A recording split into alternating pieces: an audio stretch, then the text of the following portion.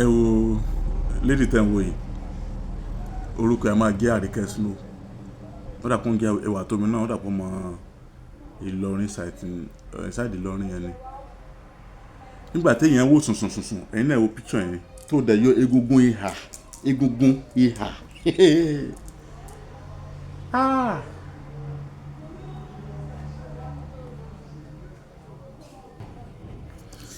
egungun tó gbé ẹ̀gbẹ́ báyìí dúró egungun ìhà rẹ̀ ló yọ ó wá kú ìgbà tó yẹ pé ọ̀pá tínrín kan péré bó ẹ̀yìn báyìí ló wá gbé dúró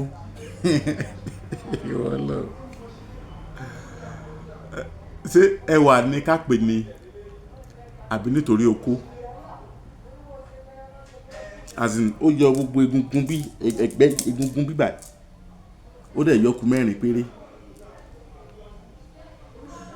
ẹjọ́ wọ́n àwọn èèyàn sọ pé ṣé kò fẹ́ bímọ ni àbí ṣé kò ti rò pé òun ní as in báwo ló ṣe fẹ́ gbé oyún ó ní sòwò sọ fún wọn kó òun nídìí ọmọ ok fine ẹni tó bá wù yẹn ló lè ṣe àbí but báwo ni ọjọ́ ogbó ẹ̀ sì fẹ́ rí as in tó wá tó stage kan èèyàn ti darúgbó gan as in èèyàn máa sọ pé ẹgbẹ́ kan rò ń wò kíní kan rò ń wò and then ìwọ torí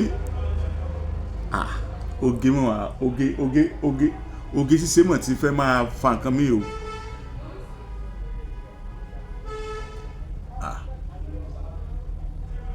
àwọn abá mọ́nìmọ́nì mọ̀yànmọ̀yàn wọ́n ní kò ní burú títí ká soge kálá fẹ́ sí ẹyin ojú ní gbẹ́rẹ́ ó dà pé nígbà tó bá tún yá ẹyin ojú gẹ́gẹ́ wọ́n tún máa sí gbẹ́rẹ́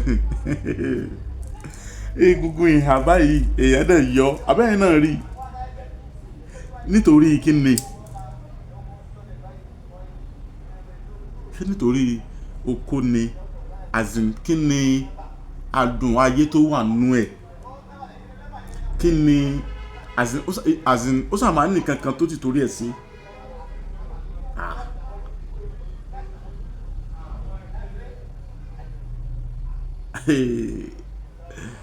ó wà lágbára báyìí o ó sàn yé mi lẹ́nu ní o